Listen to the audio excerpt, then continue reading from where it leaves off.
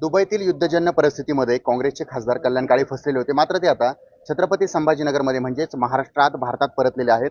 काय सांगाल? बऱ्याच जणांना चिंता वाटत होती की आमचे खासदार तिथे अडकलेले आहेत. कार्यकर्ते देखील कुठेतरी सोशल मीडियावर म्हणा किंवा प्रत्यक्षामध्ये देवळात जाऊन मशिदीमध्ये जाऊन तुमच्यासाठी प्रार्थना करत होते. तुम्ही आलेले आहात. खरं आहे. आम्ही 27 तारखेला इथून गेलो आणि तिथे गेल्यानंतर 28ला पोहोचल्या तिथली परिस्थिती आम्हाला कळली की इथली परिस्थिती युद्धजन्य हळूहळू निर्माण होते आणि ती वाढत जाते.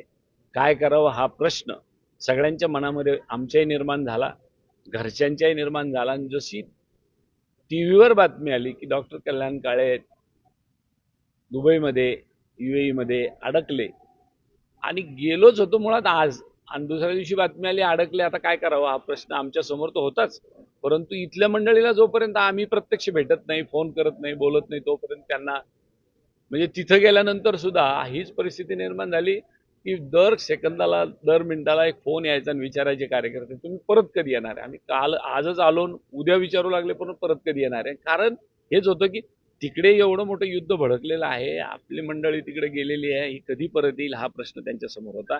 आणि म्हणून कार्यकर्त्याला निश्चितच आता आपला माणूस परत कधी हा प्रश्न त्यांच्या समोर होता. आणि त्यांनी सगळ्यांनी मिळून प्रार्थना करणं, कुठे मस्जिदमध्ये जाऊन दुआ करणं सगळ्यांनी केल्या.